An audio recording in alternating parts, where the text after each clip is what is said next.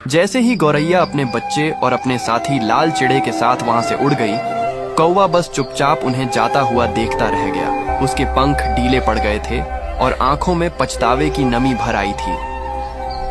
मैंने बदला लेने के चक्कर में क्या कर दिया? जिसे मैं सबसे ज्यादा अपना मानता था उसी को दुख दे दिया। उस रात कौवा अपने घोंसले में नहीं गया।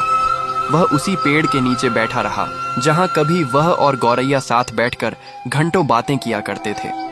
उधर कुछ दिनों बाद गौरैया की तबीयत अचानक खराब हो गई। लाल चिड़े, आज मेरी तबीयत बिल्कुल ठीक नहीं है। मैं उड़ भी नहीं पा रही, बच्चे के लिए खाना भी नहीं ला सकी।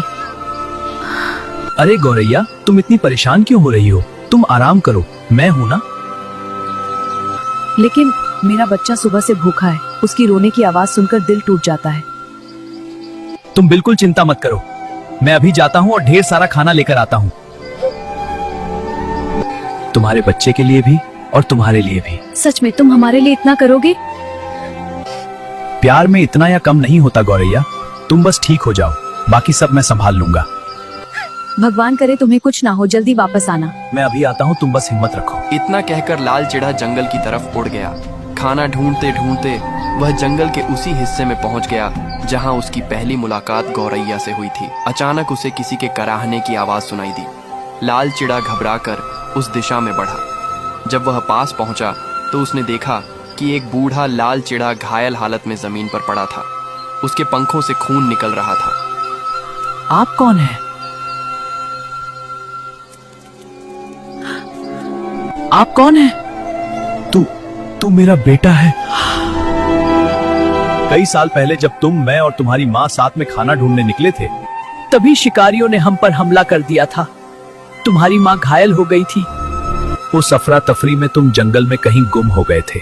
जब तुम्हारी माँ ठीक हुई तो हमने तुम्हें बहुत ढूंढा, दिन रात ढूंढा, लेकिन तुम कहीं नहीं मिले मेरे बच्चे के। लेकिन बेटा, भगवान ने आज हमें मिला दिया, मगर समय बहुत कम है।